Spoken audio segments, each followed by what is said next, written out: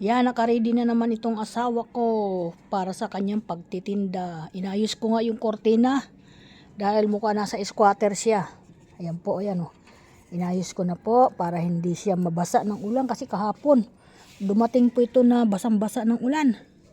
Tingnan mo, ang dala-dala niya o. Ayan. Ayan. Wala nang karga yung itaas. Binawasan niya kasi nabasa kahapon dyan yung nilagay niyang karga. Nabasa. Nag-alala talaga kami kahapon, nakala ko ano na nangyari. Yung pala ay nasiraan siya kahapon ng tricycle. Yan po daw yung kadina daw ng tricycle niya, yung dito ata. Ayan, yan, naputol daw yan. Hindi ko alam kung alin lang naputol dyan.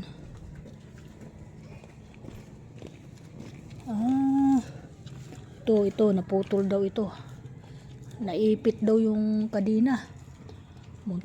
Buti na lang ay mabait ang Panginoon kaya medyo hindi siya okay. Kaya yan, ito yung dala-dala. Tingnan mo yung ginawa ko mga idol dito sa kanyang motor. Binalot ko na po siya ng trapal. Ang ilalim po niyan parang foam. Yan po. Kasi po, yan po yung sanhi ng kanyang pagkakapaso ng kanyang paa. Ayan, hanggang dyan.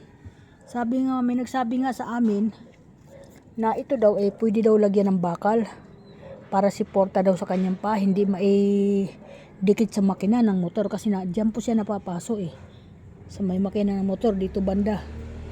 Dyan po, binalot ko na po ito ng ng trapal. Yan po.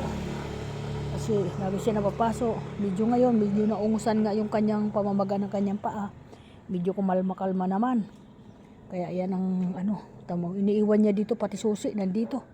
Okay lang yung kasi nandito naman ako. Yan, ganyan siya. Malilimutin. Baka ang kanyang wallet ay maiwan na naman doon. Ipapakuha na naman sa akin. Ganyan ang ginagawa niya, pinapakuha sa akin ang kanyang ang kanyang gamit. Sasabihin niya, naiwan ko yung akin Yan. Kaya good morning everyone. Good morning sa mga idol. Ayan, medyo kapay-pay nga. Tinulungan ko po siya mag-impake ng kanyang dala-dala. Hindi kaya, hinihingal siya. Pero nakakapag-drive siya ng kanyang tricycle. Layo ng nararating niya. Sabi ko, nakakapag-drive ng tricycle. Siguro, ang ganyan pag dinadrive, parang magaang lang Kasi siya nakakapag-drive. Pagdating dito sa kanyang paninda, hindi niya maayos napapagod siya. Yan pong nangyayari sa kanya. Kaya yan, welcome to my vlog. Yan, thank you so much. Yan, maraming salamat sa Panginoon at bibigyan ko na naman niya ng kaunting panalangin para gabayan siya. Okay, thank you. Maraming salamat.